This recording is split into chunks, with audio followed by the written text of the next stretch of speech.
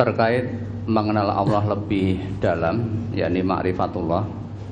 Mohon nasihatnya bahwa kita kadang memiliki keinginan tetapi kadang tidak sesuai harapan.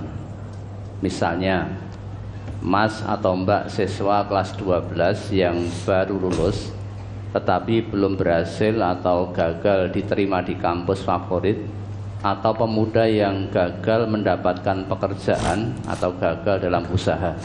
Bagaimana agar proses ini bisa dimaknai sebagai ujian kesabaran dan menumbuhkan daya juang untuk berusaha lebih semangat lagi, Ustaz? Alah, mau ngeraket tompo universitas favorit kok ngelokro gimana? Kok putus asa gimana? Kok sedih banget gimana? Tapi nek kehilangan waktu ngaji ora sedih. Kehilangan waktu sholat jamaah di masjid gak sedih. Kuliah itu hanya masalah dunia.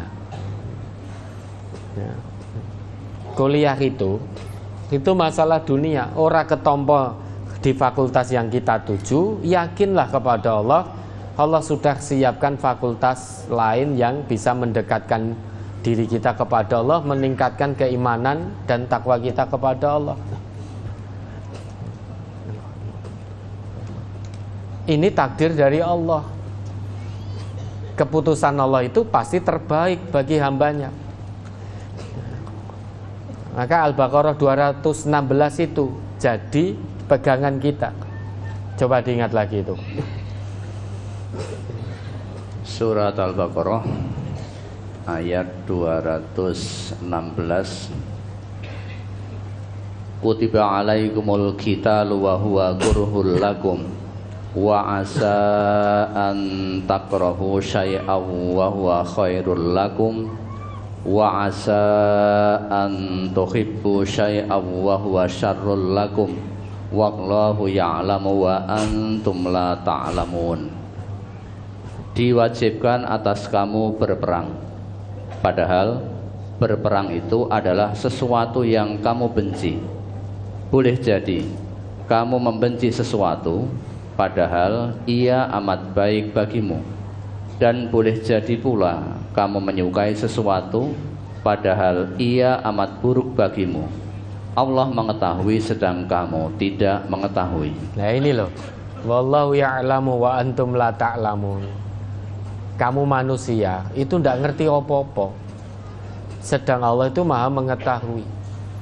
Kalau Allah memutuskan anak kita tidak diterima di universitas favorit, fakultas sesuai keinginannya, itu karena Allah yang maha mengetahui terbaik bagi anak-anak kita. Bisa jadi kalau nanti diterima, itu malah keburukan yang didapat.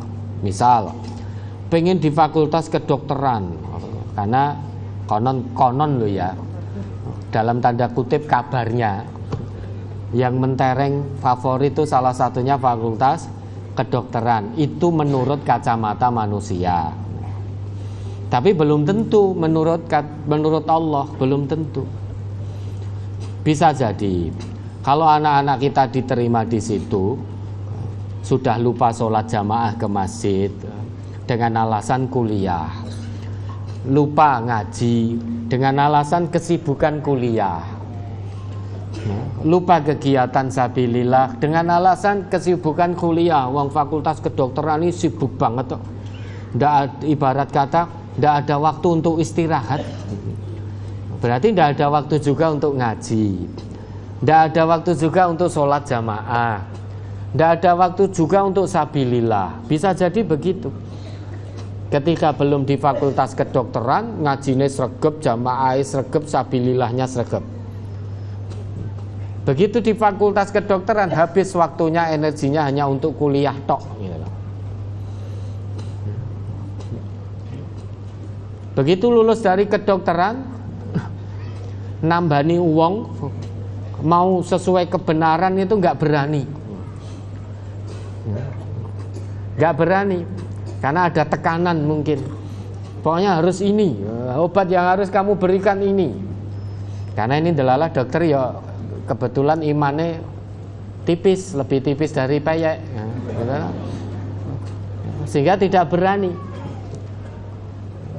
Harusnya obat itu dilakukan tapering off, malah sing penting sesuai pesanan, karena ini dokter nyambi sales gitu loh. Oknum dokter sambil jadi marketing. Bisa jadi anak-anak kita tidak kuat iman, meski dari dunia dipandang, itu kok menyenangkan, nanti bisa kerja di sini dengan penghasilan yang banyak ini. Tapi kenyataannya waktunya untuk Allah, mendekat kepada Allah menjadi habis. Harusnya untuk dunia itu walatan sanasibaka minad dunya, tetapi dibalik untuk akhirat mendekat Allah hanya walatan sanasibaka minal akhirah. Jadi seperti itu.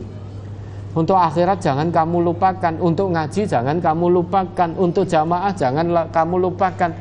Dia memandang hal-hal ini bukan hanya tidak lagi sesuatu yang sangat penting untuk dunia dan akhiratnya. Yang dia pandang, dunia itulah kepentingan hidupnya. Dia hanya kejar dunianya tok gitu loh. Bersyukurlah kalau anak-anak kita itu tidak diterima sesuai dengan keinginannya, bersyukurlah. Berarti kita dan anak-anak ini sedang diuji keimanan kita oleh Allah.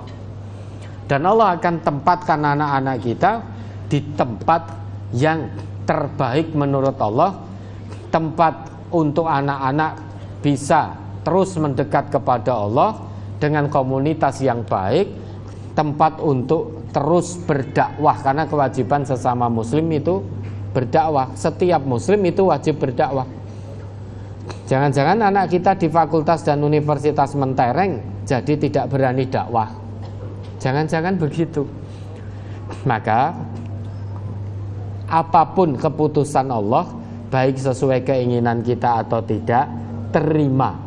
Kalau ternyata sesuai keinginan, sikapi itu sebagai pelajaran syukur dari Allah.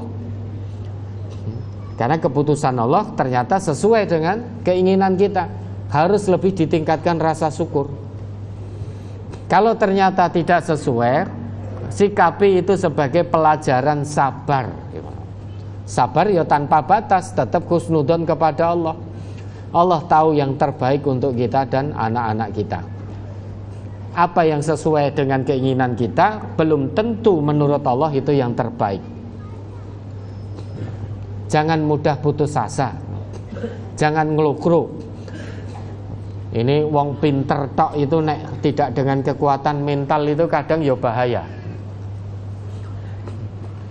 Dari SD sampai lulus SMA ranking 1 terus.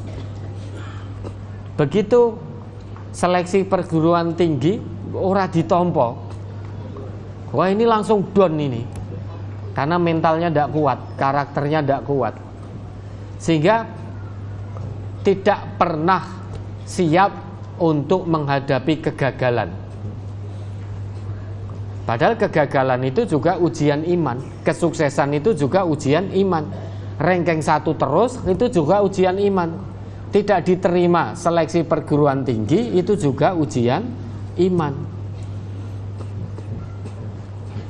Maka anak didik anak-anak kita ini Bapak Ibu harus punya mental yang kuat juga.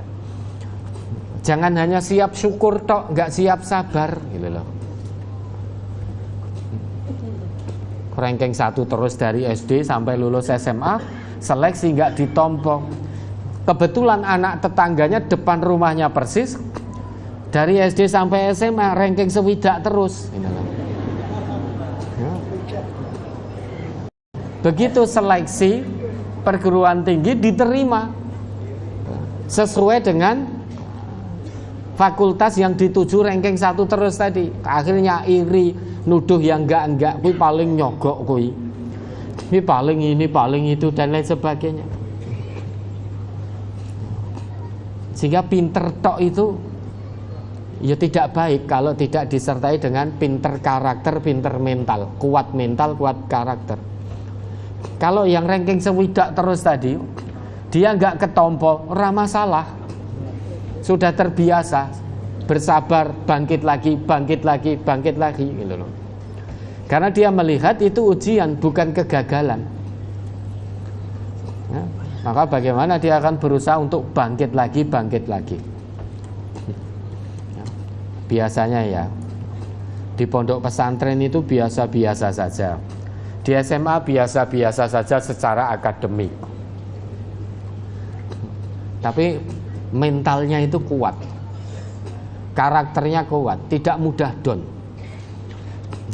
Itu nanti kalau sudah lulus SMA, lulus pondok pesantren, di kehidupan masyarakat biasanya yang jadi penggerak kebaikan, penggerak masyarakat itu ya lulusan-lulusan yang dulu di pondok dan di SMA itu biasa-biasa saja. Kenapa? Karena wis biasa dengan gagal gitu loh. Tapi bangkit lagi. Sing mung pinter akademik tok, begitu sekali gagal sulit bangkitnya. Ketemu orang gak berani.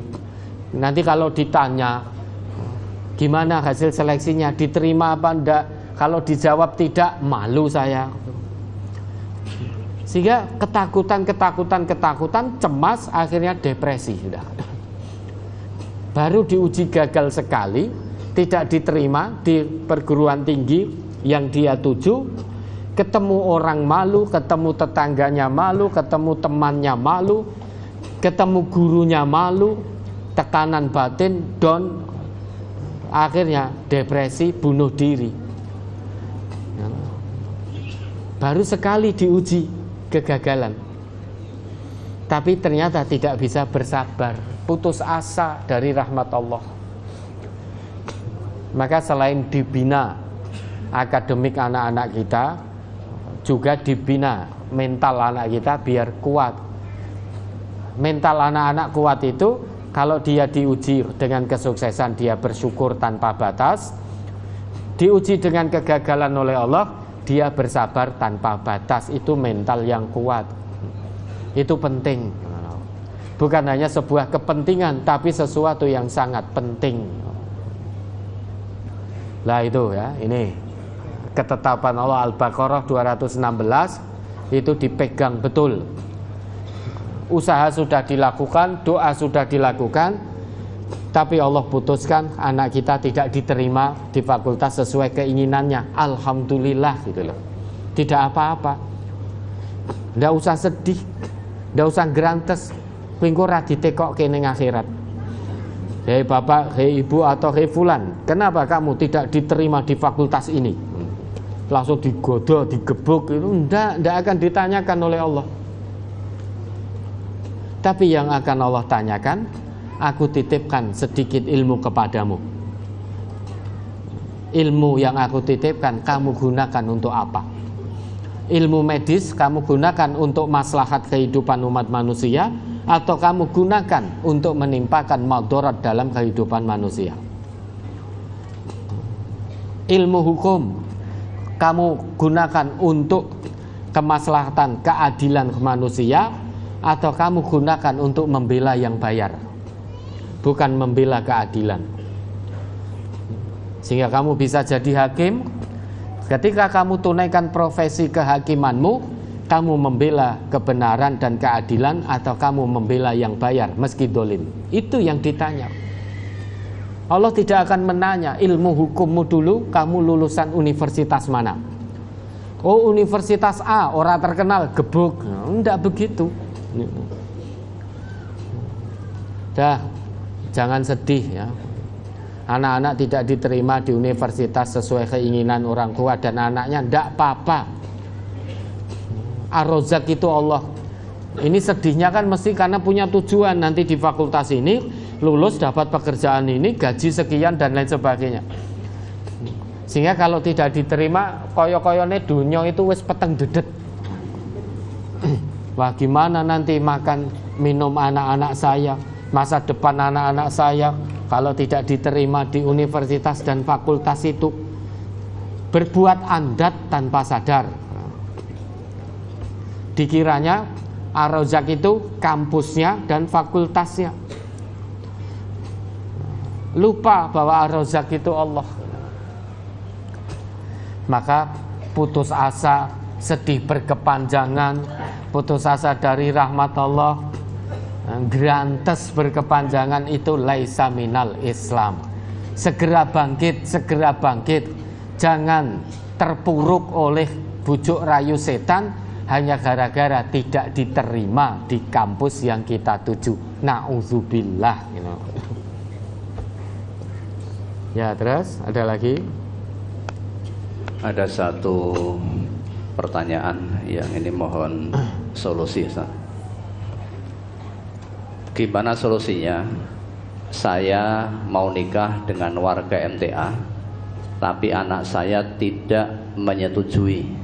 Apakah aku harus maju atau mundur, Ustaz?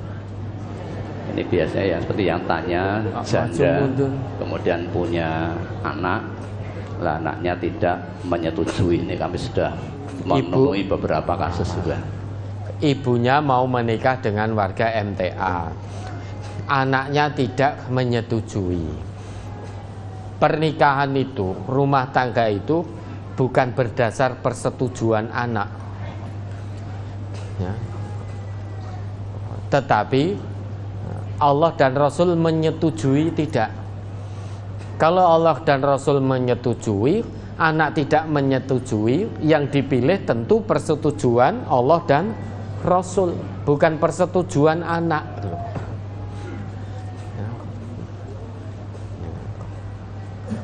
Allah dan Rasul itu menyetujui menikahi seseorang, itu dinikahi oleh seseorang itu karena agamanya. Kalau agamanya baik, sekalipun anaknya tidak setuju, melangkah, sudah tetap nikah.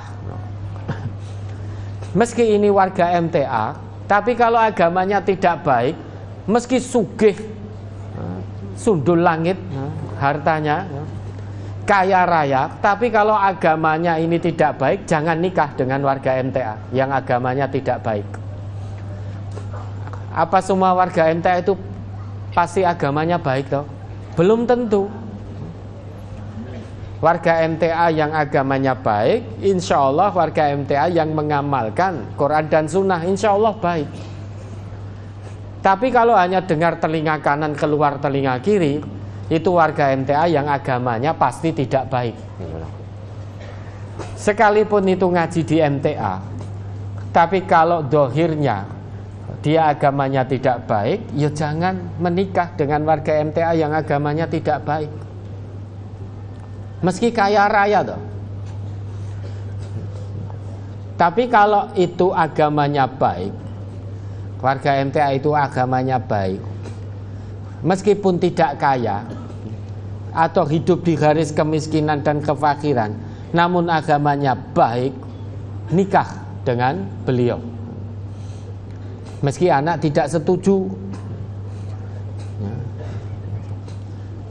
meski anak-anak tidak setuju, karena mungkin calon bapak sambungnya miskin harta,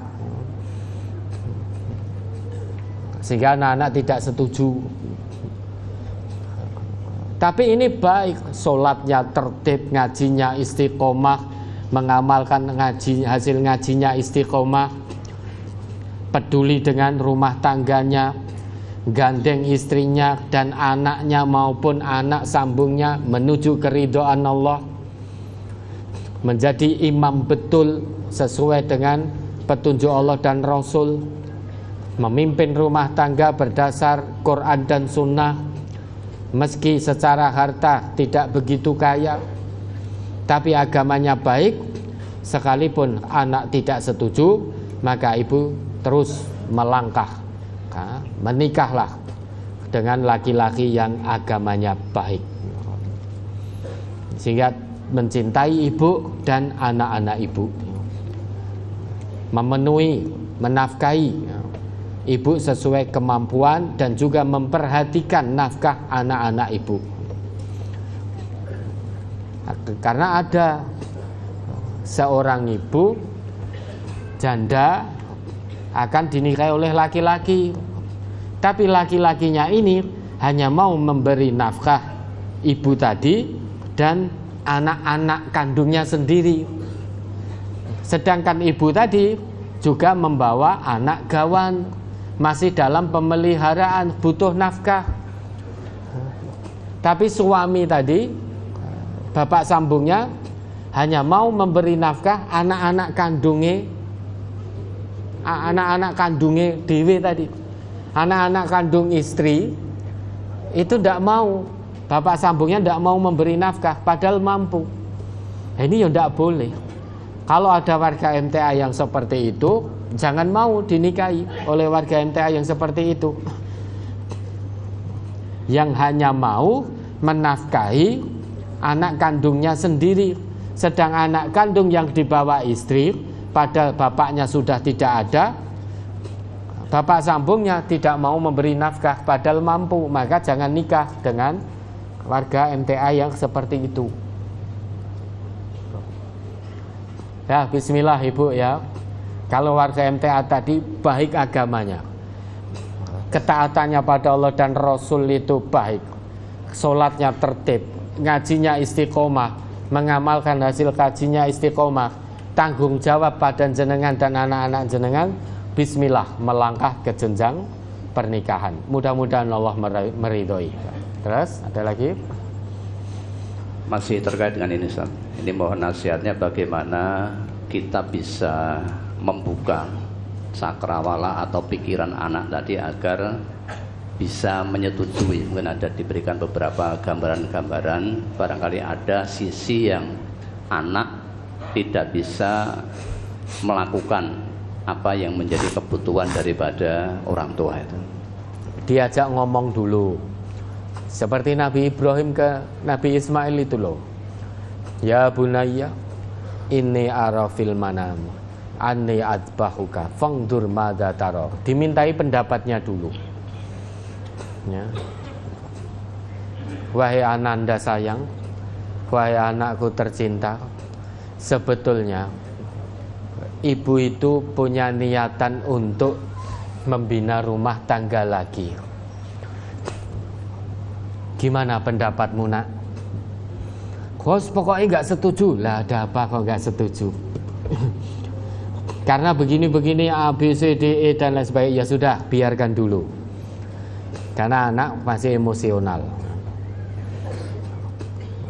Selain itu, dipahamkan anak tentang aturan agama khususnya dalam pernikahan.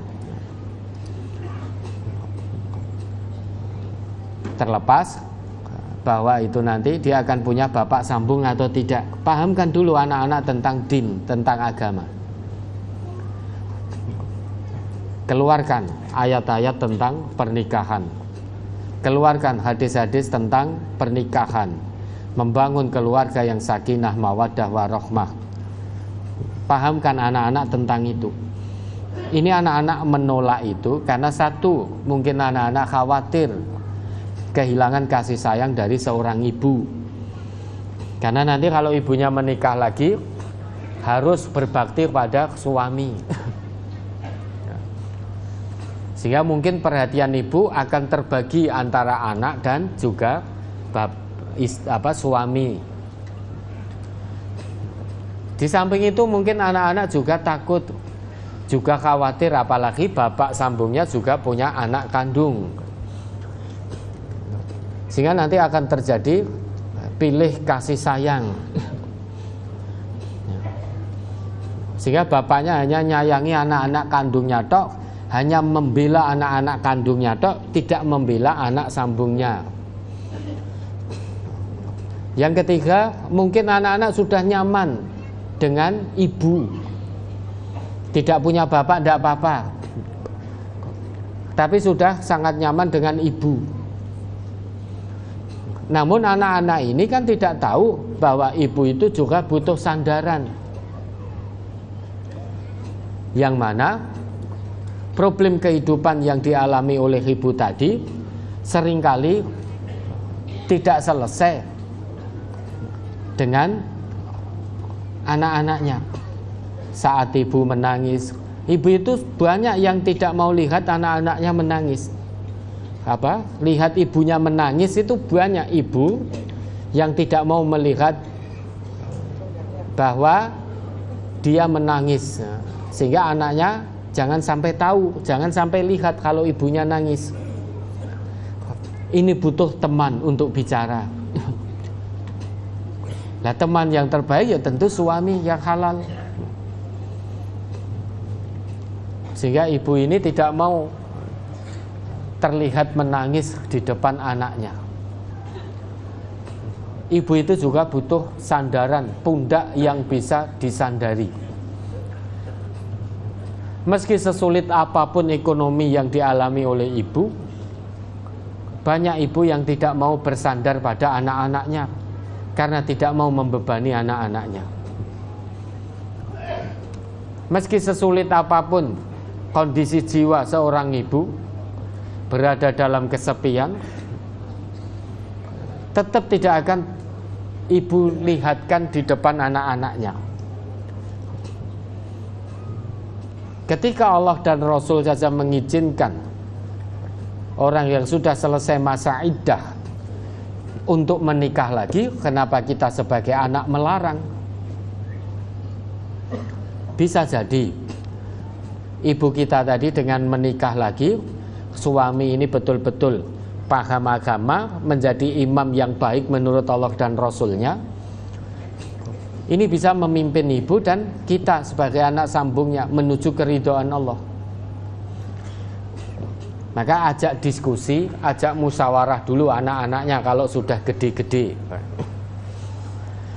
Kalau anak menolak, ya sudah, ibunya diam dulu, jangan marah dulu, sambil anaknya terus dipahamkan agama dan doakan biar melunak hati anak-anak. Nanti lain waktu tanyakan lagi. Lah, pada puncaknya, kalau usaha dan doa sudah dilakukan dengan baik, calon suami ini betul-betul baik agamanya, kok anak menolak hanya gara-gara urusan dunia, ya sudah, penolakan anak tidak usah diikuti. Karena anak menolak hanya sudut pandangnya masalah dunia. Sedangkan calon suami ibu itu baik, ya sudah, melangkahlah ke jenjang pernikahan karena Allah. Nanti Allah akan tolong panjenengan menghadapi anak-anak yang seperti itu, yang menolak. Anak-anak kan tidak tahu bagaimana perasaan batin ibu yang terus menyendiri. Kalau anak-anak batinnya tidak merasa kesepian karena masih ada seorang ibu. Tapi bisa jadi ibu tadi meski ada anak-anak, tapi batin beliau merasa kesepian karena tidak adanya seorang imam, seorang suami dalam rumah tangga. Maka izinkan ibunya untuk menikah lagi. Jangan takut, nanti Allah yang akan menolong. Dan ibu jangan memaksakan kehendak. Artinya jangan sampai meninggalkan anak-anak yang sudah gede-gede sehingga tidak diajak musyawarah. Kisah Nabi Ibrahim itu teladan yang luar biasa. Mengajak putra beliau Nabi Ismail disembelih loh, ini bukan hanya sekedar menikah loh. Wahai Ananda, sesungguhnya aku bermimpi bahwa aku diperintah Allah untuk menyembelihmu. Disembelih loh, bukan hanya sekedar menikah. Fangdur madza taro, bagaimana pendapatmu? Diajak mintai pendapatnya dulu. Kalau anak itu paham betul tentang agama, pasti jawabannya sama dengan Nabi Ismail. Ya abadi, if'al ma tu'mar, satajiduni insyaallah minas sabirin. Wahai ayahanda tercinta, tunaikan perintah Allah yang datang melalui mimpimu itu. Insyaallah kamu akan dapati aku putramu ini sebagai hamba-hamba Allah yang sabar. Ini karena anak yang paham betul tentang agama. Lah nanti kalau putra putri ibu paham betul tentang agama, kalau calon suami itu, ibu itu baik betul agamanya, pasti putra putri ibu akan menjawab, ya ummi, wahai ibunda tercinta, atau ya mamti, wahai mama tercinta, if'ali, kerjakan pernikahan itu, nikahlah ibuku, satajiduni insyaallah minas sabirin. Oh ini mu'anas ya, satajidinani, karena anti wajada yajidu, anti tajidina, satajidinani insyaallah minas sabirin. Niscaya engkau akan dapati aku anak-anakmu yang sabar. Ini kalau anak-anak paham tentang agama. Maka musyawarah penting, mintai pendapat anak-anak, terus kemudian pahamkan anak-anak tentang agama. Kalau usaha ini sudah dilakukan, kemudian yang keempat, doa secara maksimal. Kalau semuanya sudah dilakukan, tawakal kepada Allah, hasil akhirnya serahkan keputusannya kepada Allah. Kalau Allah melihat itu imam terbaik, pasti Allah akan ridhoi pernikahan itu. Tapi kalau Allah melihat itu bukan imam terbaik, hanya dohirnya saja, sedangkan hatinya busuk, pasti Allah akan gagalkan pernikahan itu. Itulah tawakal kepada Allah. Ya, terus ada lagi? Sudah cukup. Nah ini banyak yang dari jauh, tidak ada pertanyaan langsung, masuk tanpa langsung terus. Ya silakan, kita berikan waktu khusus kepada warga MTA perwakilan Cilacap. Dari Cilacap ini yang ada datang ini 10 bis, sekitar 400-an lebih yang hadir ke sini. Sementara dari Bapak satu dulu, dari Ibu satu, ini khusus dari perwakilan Cilacap, yang lain untuk tidak atau ditahan dulu. Silakan Bapak. Mic-nya diambil. Nomor 5. Oke, ini yang Bapak di lantai 2 dulu. Nomor 5. Oke, nanti dulu, oke. Di depan, Pak. Nomor 12. Ya. Assalamualaikum warahmatullahi wabarakatuh. Waalaikumsalam warahmatullahi wabarakatuh. Nama saya Muslimin dari Cilacap. Ya, mari Bapak. Yang saya tanyakan, sahnya sholat itu wudu ya Pak?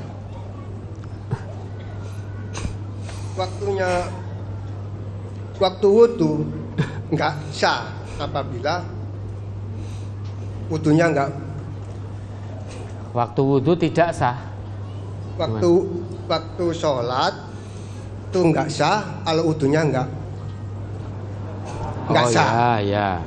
Itu loh Pak. Ya gitu aja Pak. Ya. Ya, assalamualaikum warahmatullahi wabarakatuh. Oke. Waalaikumsalam warahmatullahi wabarakatuh.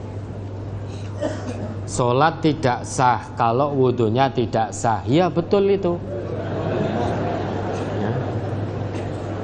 Kalau wudu kita tidak sah, maka sholat kita tidak sah juga. Contoh, kita wudu mulai dari membasuh kaki, ya jelas tidak sah sholat kita. Karena tartib wudu, urutan wudu bukan seperti itu ya. Maka nanti Bapak bisa itu beli pripon. Mic-nya dipakai. Maksudnya gini Pak, kita ngikuti imam sholat ya, tapi imamnya itu sholatnya nggak sah gitu loh Pak. Dari mana kita tahu imamnya sholat? Contohnya sholat wudunya pakai gini aja kan, seharusnya kan gitu ya. Ya, itu gimana Pak? Oh, ya itu masalah khilafiyah ya tahu. Ada yang wudhunya hanya gini toh. Ya. Oh begitu. Ya. Maksudnya kan kita sudah tahu Pak. Soalnya kan udah nggak sah kan gitu. Anu wudhunya itu udah nggak benar gitu loh. Ya. Sudah. Oh gitu. Itu masalah khilafiyah. Kalau menurut sabda Nabi, mengusap kepala itu ya sebagaimana yang beliau sabdakan itu satu kali, itu begini. Ya dah. Sampai sini, balik lagi ke depan, telunjuk jari masuk, ini di punggung daun telinga diputar begini. Itu kalau menurut sabda Nabi sekali, bukan begini-begini, ya dah. Ya. Kita saling menghormati. Yang kita baru tahu dalilnya, ya sebagaimana yang kita amalkan. Yang mengusap kepala sekali, dari depan ke belakang sampai tengkuk, kemudian balikkan ke depan lagi, telunjuk masuk ke telinga kanan dan kiri, ibu jari di atas ini loh, dohir daun telinga ini loh, punggung daun telinga diputar gini. Yang kita tahu itu dalilnya, semaksimalnya kita mengamalkan itu. Yang hanya ujungnya 3 kali gini kita belum tahu, nah, maka kita wudunya tidak seperti itu. Tapi kalau ada imam yang wudunya seperti itu, kita jadi makmum, ya enggak apa-apa. Kenapa? Karena kekurangan imam tidak berdampak pada kekurangan makmum. Kesalahan imam tidak berdampak pada makmum. Tapi baiknya imam itu berdampak pada makmum. Nabi kita ngendika seperti itu, Bapak. Maka kita tetap meski melihat, oh imamnya kok wudunya begitu ya, mengusap kepala kok hanya ujungnya saja, ya enggak apa-apa. Karena kalau itu sudah disepakati jadi imam, enggak apa-apa, kita makmum di belakang. Ya. Apa yang kurang pada makmum, apalagi kalau wudunya itu tidak berdasarkan dalil, tidak berdasarkan ayat maupun hadis Nabi, hanya berdasarkan pendapat ulama misalkan, tidak berdasar dalil, tidak berdasar apa yang dipraktekkan oleh Nabi. Kalau itu kemudian dianggap oleh Allah sebagai kekurangan, maka sholat kita tetap sah sebagai makmum, tetap dihitung 27. Yang tidak sah itu sholat si imam, kalau memang dianggap oleh Allah tidak sah gitu. Begitu Bapak ya. Tetap jadi makmum, jadi makmumnya tidak apa-apa. Insya Allah tetap sah sholat kita. Terus?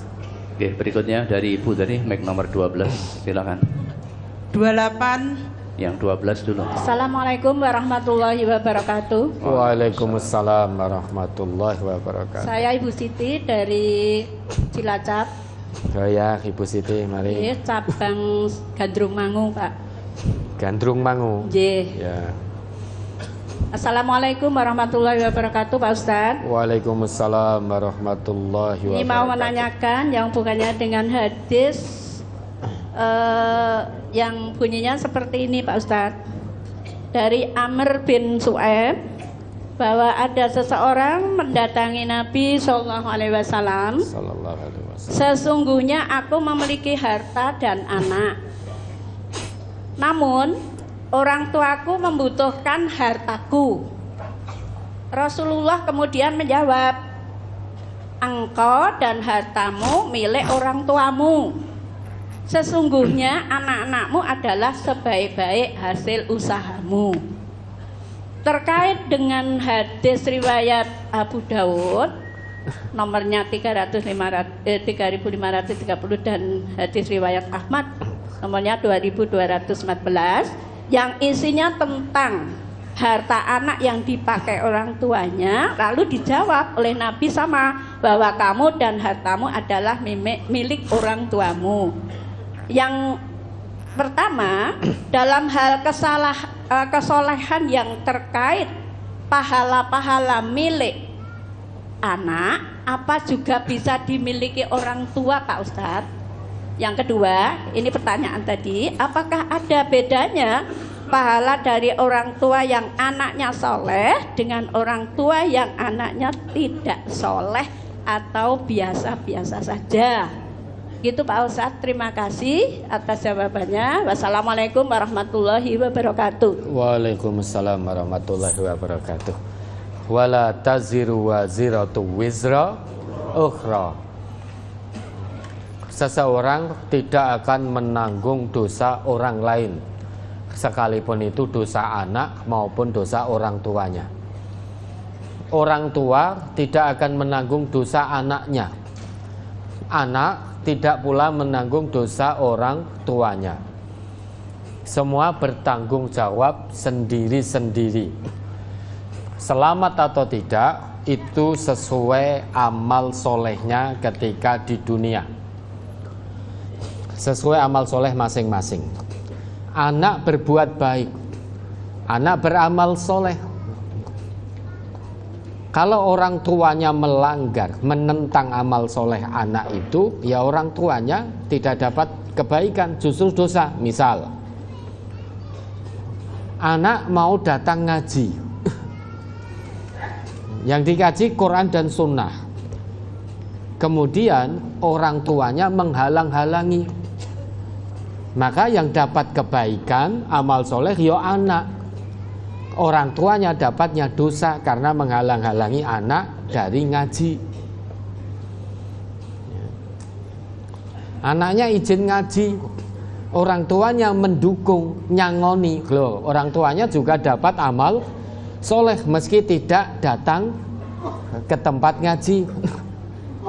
Tapi tidak menghalangi anaknya, justru malah mensupport.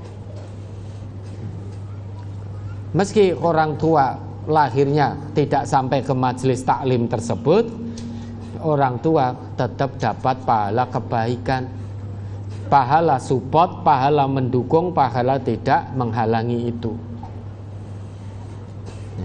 Anaknya bersedekah, orang tuanya padahal hidup berkekurangan, kemudian orang tuanya mendukung sedekah anaknya pada orang lain. Anaknya dapat amal soleh sedekah tadi, orang tuanya dapat amal soleh karena mendukung tadi. Kenapa anaknya bersedekah? Karena orang tuanya memberi pendidikan yang baik tentang sedekah. Lah orang tua dapat kebaikan dari mendidik ini, dari mensupport, tidak menghalanginya. Tapi kalau yang ibu maksud, anak bersedekah kemudian niatkan juga untuk orang tua biar orang tuanya dapat kebaikan juga, lah itu yang tidak bisa. Apalagi wong tuane ora salat, kita bersedekah, kita niatkan, ya Allah, ini niatku untuk pahala kebaikan orang tuaku. Ya jelas tidak bisa. Ihda'us thawab, mohon maaf, mengirim pahala, itu kita tidak sependapat. Bagi yang mengatakan ihda'us thawab itu ada dan bisa, silahkan. Jangan paksa kami. Tapi berdasar dalil yang kami ketahui, ihda'us thawab, kami tidak sependapat. Kenapa? Karena Allah berfirman, man amila solihan fali nafsih wa man asa'a fa'alaiha. Siapa yang beramal soleh, maka pahala amal soleh itu untuk dirinya sendiri. Anak yang beramal soleh, pahala amal solehnya ya untuk si anak, tidak bisa dikirimkan untuk orang tuanya. Wa man asa'a fa'alaiha. Siapa yang berbuat jahat, maka dosa kejahatannya, dosa maksiatnya juga ditanggung orang itu sendiri. Anak yang riba, dosa ribanya ya ditanggung anaknya sendiri, tidak bisa ditanggung oleh orang tuanya. Begitu pula sebaliknya. Itu dalil yang kami pahami. Maka kalau yang dimaksud Ibu Siti pertanyaannya itu adalah kita anak beramal soleh, ganjarannya sekalian dikirimkan kepada orang tua, lah itu yang tidak bisa. Lah orang tua tadi kalau mendidik anaknya berdasar firman Allah qu anfusakum wa ahlikum naro, itu mendidik anak kebaikan, tunjukkan jalan kebenaran, tunjukkan jalan kesesatan, ajak anak untuk memilih jalan kebenaran sehingga taat betul pada Allah dan Rasul. Lah dari situlah orang tua dapat pahala kebaikan dari Allah, karena mengenalkan anaknya kepada Allah, kepada Islam sejak dini, mengenalkan tuntunan Rasulullah sejak dini, diarahkan, dibimbing ini itu dan lain sebagainya, sehingga tumbuh kembang anak itu betul-betul fi ibadati rabbih, tumbuhnya betul-betul dalam keadaan taat kepada Allah. Lah orang tua dapat pahala kebaikannya di sini. Pahala kebaikan mendidik, mendukung, mensupport semua kebaikan dan kebenaran yang dilakukan oleh anak. Itu yang pertama. Yang kedua tadi apa? Amal soleh Sudah terjawab. sudah terjawab juga, hampir mirip tadi. Ya. Ya, makanya Bapak Ibu, biar Allah itu ridho pada kita dan anak kita, biar nanti Allah itu pertemukan kita dengan anggota keluarga kita, maka jaga diri kita betul dan keluarga kita dari api neraka. Bagaimana menjaga diri dan keluarga dari api neraka?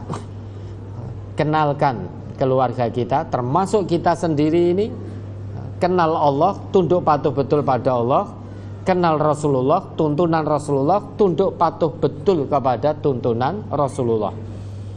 Hanya ada satu cara, taat pada Allah dan Rasul untuk menjaga diri dan keluarga dari api neraka.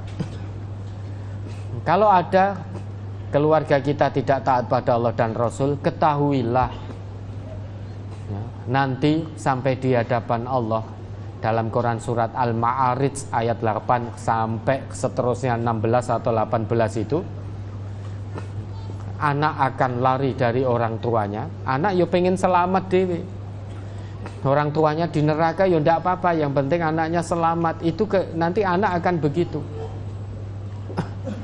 Orang tua juga akan lari dari anak-anaknya yang tidak taat pada Allah. Ya Allah, seret anakku ke neraka, aku tidak mau gantikan posisinya, aku tetap di surga. Itu orang tua. Anak juga begitu. Ya Allah, aku gak sudi menggantikan posisi orang tuaku yang di neraka. Sudah, siksa saja orang tuaku di neraka karena gak taat kepadamu ketika di dunia.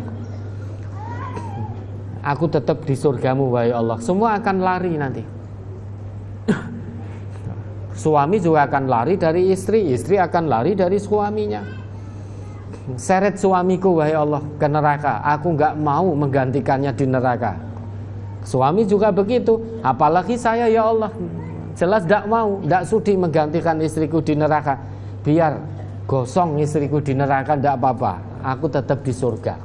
Istri juga begitu, suamiku gosong gak apa-apa, ya Allah, ben dirasake karena tidak taat padamu, tidak sholat, tidak menjalankan Islam dengan baik ketika di dunia. Sudah aku ingatkan, sudah bakar saja sampai gosong, ya Allah. Aku tidak sudi untuk menggantikannya. Nanti yang terjadi begitu. Kenapa? Karena kata Allah, likulli imri'in minhum yauma idzin sya'nui yughni. Itu dalam Quran surat Abasa di akhir-akhir kan begitu. Semua orang, semua manusia sibuk dengan urusannya sendiri-sendiri, sehingga tidak peduli lagi dengan keluarganya, dengan istrinya, dengan suaminya, dengan handetolannya, dengan anak-anaknya, dengan karib kerabatnya. Sudah tidak peduli. Yang dia pedulikan hanya keselamatan dirinya di hadapan Allah di kampung akhirat itu, saat kiamat datang. Kita sudah tidak peduli dengan keluarga kita. Maka ku anfusakum wa ahlikum naro itu kita lakukan sejak kita ada di dunia. Kalau sudah datang hari kiamat, semuanya bertanggung jawab sendiri-sendiri, sibuk dengan urusannya sendiri-sendiri. Mudah-mudahan Allah meridhai mengumpulkan kita dan anak cucu kita kelak di surganya pada hari yauma la yanfa'u malun wala banun illa man atallah biqalbin salim. Ya, itu mudah-mudahan bisa menjawab. Oke, berikutnya dari Bapak mic nomor 5, kemudian nanti terakhir dari Ibu nomor 28. Silakan dari Bapak nomor 5. Assalamualaikum warahmatullahi wabarakatuh. Waalaikumsalam warahmatullahi wabarakatuh. Nama Pak Nugraha dari Jawa Barat. Ya. Ngajinya ke Jawa Tengah, Pak. Yaitu ke perwakilan Dayuh Luhur. Oh, Dayuh Luhur ya. Pertanyaan pertama, doa ketika sujud. Doa, di dalam satu hadis dikatakan ketika sujud perbanyaklah doa. Nah, doa yang dalam ketika sujud itu diantaranya Subhana rabbiyal a'la. Nomor kedua, Subhanakallahumma rabbana wa bihamdika Allahumma ighfirli. Ketiga, diantaranya Allahumma ighfirli dzanbi kullahu dikahu wa jillahu wa awalahu wa akhirahu wa alaniyatahu wa sirrahu. Pertanyaannya, bagaimana kalau doa-doa ini semua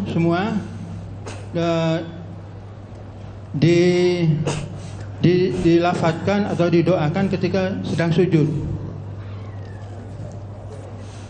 ataupun jika membaca salah satu, misalnya Subhana rabbiyal a'la, diperbanyak dengan adada khalqihi wa ridha nafsihi wa zinata arsyihi wa midada kalimatihi. Pertanyaannya kedua, bacaan arti sholawat. Tadi bacakan dulu sholawatnya. Allahumma sholli ala Muhammadin, Allahumma sholli ala Muhammad wa ala ali Muhammad kama shollaita ala ali Ibrahim wa barik ala Muhammad wa ala ali Muhammad kama barakta ala ali Ibrahim fil alamina innaka Hamidum Majid. Ini doa sholawat ini ada yang menerjemahkan demikian. Ya Allah, aku bersalawat hidup menurut sunnah Nabi Muhammad dan keluarga Nabi Muhammad, sebagaimana Engkau telah memberi salawat hidup menurut sunnah keluarga Nabi Ibrahim. Dan aku bersalawat hidup barokah menurut sunnah Nabi Muhammad dan keluarga Nabi Muhammad, sebagaimana Engkau telah memberikan sholawat hidup barokah menurut sunnah keluarga Ibrahim. Pertanyaannya, apakah seperti ini doa terjemahannya? Apakah benar menurut Quran dan sunnah Rasul? Demikian. Assalamualaikum warahmatullahi wabarakatuh. Waalaikumsalam warahmatullahi wabarakatuh. Matur nuwun Bapak, pertanyaanipun. Yang pertama, Nabi kita pernah bersabda, sedekat-dekat hamba kepada Rabb-nya, aqrabul abdi ila rabbihi wa huwa sajidun. Dalam keadaan hamba itu bersujud, itu kondisi paling dekat seorang hamba kepada Rabb-nya, kepada Allah. Kemudian fa'aksirud du'a, karena kondisi itu kondisi terdekat seorang hamba kepada Allah, maka perbanyaklah doa. Nah, pertanyaannya tadi, ada banyak tuntunan terkait doa ketika sujud, setidaknya yang beliau sebutkan tadi. Apa boleh dibaca semuanya? Sesuai tuntunan, pilih salah satu. Pilih salah satu, tunaikan dulu. Kemudian habis itu doa dengan doa apapun silahkan. Termasuk doa dengan, misal panjenengan pilih satu, terus sesudah itu kita tunaikan pilihan itu. Kemudian kita berdoa sebanyak-banyaknya kepada Allah. Kok kemudian doa yang tersebut juga dari bacaan sujud tadi, yaitu tidak apa-apa. Tetapi kita pilih salah satu dulu untuk membaca doa dalam sujud itu. Sesudah ditunaikan, baru kemudian kita doa dengan doa yang lain sebanyak-banyaknya. Termasuk doa-doa yang dimaksud kebetulan yang terpanjatkan itu juga doa dalam sujud yang lain yang Bapak sebutkan tadi. Itu tidak apa-apa ya. Tetapi kita niat hati pilih salah satu dulu sesuai tuntunan. Kalau tidak bisa bahasa Arab, sesudah memilih salah satu sesuai tuntunan doa dalam sujud tadi, ya doa dengan bahasa yang kita bisa. Misal habis milih Subhana Rabbiyal A'la, sudah selesai ditunaikan, kemudian kita memperbanyak doa. Tidak bisa dengan bahasa Arab, doa dengan bahasa Indonesia. Ya Allah, hamba mohon kepadamu ya Allah, ampunilah dosa-dosa hamba dan keluarga hamba. Ampunilah dosa-dosa saudara-saudara mukmin hamba. Ringankanlah sakaratul maut kami ya Allah. Masukkanlah kami ke dalam golonganmu yang soleh, hamba-hambamu yang soleh. Mudahkanlah sakaratul maut kami. Ampunilah dosa-dosa kami.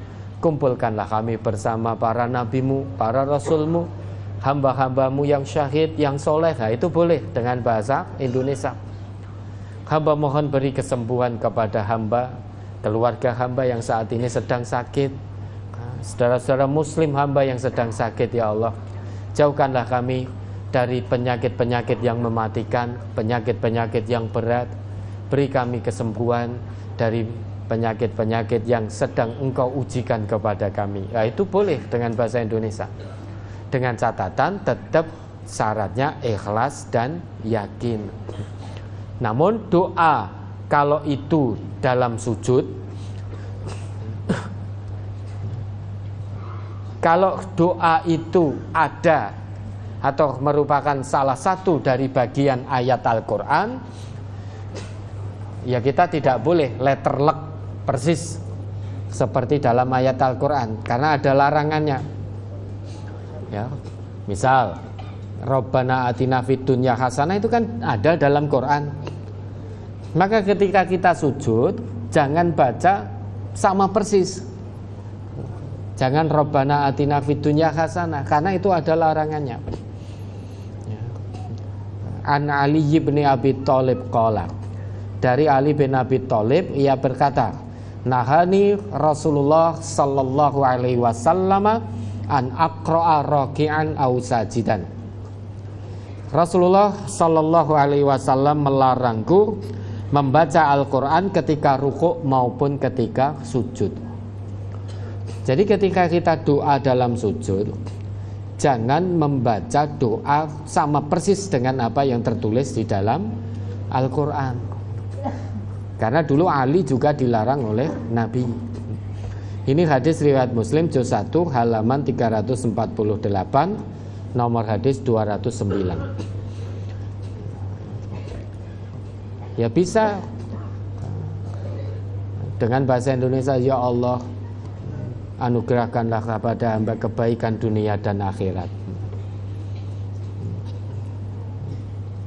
Jangan sama persis Rabbana atina fid dunya hasanah ketika dalam sujud pas kita sholat. Ya itu yang pertama. Yang kedua, arti sholawat yang Bapak baca tadi itu Allahumma sholli ala Muhammad. Itu artinya, ya Allah, berkahilah Muhammad sallallahu alaihi wasallam. anugerahilah keselamatan, rahmatilah, kasih sayangilah Muhammad sallallahu alaihi wasallam. Bukan ya Allah aku hidup menurut menurut solawat Nabi Muhammad dan solawat keluarga dari Nabi Muhammad. Bukan itu artinya. Ya Allah aku hidup menurut solawat dan keberkahan Nabi Ibrahim dan keluarga Nabi Ibrahim. Bukan begitu. Tapi arti dari Allahumma sholli ala Muhammad tadi, ya Allah anugerahkanlah rahmat, keselamatan, pertolongan, kasih sayang kepada Nabi Muhammad dan keluarga beliau. Itu artinya seperti itu ya. Ya Allah berilah solawat kepada Nabi Muhammad. Solawat itu artinya ya kasih sayang Allah, pertolongan Allah, ridho Allah, rahmat Allah, dan semuanya yang melekat pada Allah. Anugerahkan solawat kepada Nabi Muhammad. Bukan berarti Nabi kita belum mendapatkan solawat dari Allah. Sudah dapat. Cuma kita sebagai hamba Allah, umat Rasulullah dididik oleh Allah, oleh Nabi tentang akhlak, tentang adab. Kalau kita bersolawat itu bukan berarti kita berdoa untuk Nabi, bukan. Nabi itu sudah dikasih sayangi Allah, tapi itu akhlak kita kepada suri toladan kita. Allah ajarkan itu. Nabi mendapat solawat dari Allah, itu berarti Nabi mendapat kasih sayang dari Allah. Nabi mendapat rahmat dari Allah, Nabi mendapat ridho dari Allah, Nabi maksum yang menjaga Allah. Lah arti solawatnya tadi begitu. Allahumma sholli, ya Allah berilah solawat pada Nabi Muhammad beserta keluarga beliau. Bukan kok ya Allah aku hidup berdasar solawat Nabi dan solawat keluarga Nabi, bukan begitu. Gitu Bapak ya. Mudah-mudahan bisa dipahami ya. Penanya terakhir dari Ibu, mic nomor 28. Silakan. Yang nomor 1 tadi Pak, 28. jika diartikan jika ditambah dengan subhana rabbiyal a'la misalnya, terus diperbanyak dengan adada khalqihi wa ridha nafsihi wa zinata arsyihi wa midada kalimatihi. Jangan ditambah Bapak, sesuai tuntunan saja ya lah. Jadi subhana rabbiyal a'la ya sudah, misal yang kita pilih itu ya sampai situ ya. Tidak perlu ditambah-tambah ya. Karena yang Nabi ajarkan ya hanya sampai situ. Maka tidak perlu kita tambah dengan yang lain-lain. Kalau kita memilih subhana rabbiyal a'la ya sudah sampai di situ. Terus itu subhana rabbiyal a'la, subhana rabbiyal a'la. Termasuk ketika zikir sesudah sholat. Yang Nabi ajarkan itu istighfar 3 kali itu astaghfirullah. Ya sudah sampai situ. Tidak perlu ditambahi astaghfirullahal azim. Karena itu zikir sesudah sholat ada ketentuan dari Nabi sampai astaghfirullah, dan yang dilakukan Nabi itu kita sampai situ sudah. Lah nanti di luar ketentuan-ketentuan itu boleh astaghfirullahal azim, kita nambah sendiri boleh. Misal kita beristighfar tapi di luar ketentuan zikir ba'da sholat, kita boleh sampai astaghfirullahal azim, astaghfirullahal azim, la haula wala quwata illa billahil aliyyil azim gitu. Itu boleh. Tapi apa yang sudah ditentukan oleh Nabi kita ikuti saja. Karena kewajiban kita itu hanya ittiba. Al aslu fil ibadati al-ittiba. Asal muasal segala sesuatu dalam ibadah itu mengikut siapa? Ittiba'u Rasulillah sallallahu alaihi wasallam. Mengikuti Rasulullah sallallahu alaihi wasallam. Lah eleke ning ditahu, ndak usah tanya eleke. Karena yang dituntunkan Nabi itu kita mengikut sesuai dengan ketentuan. Terus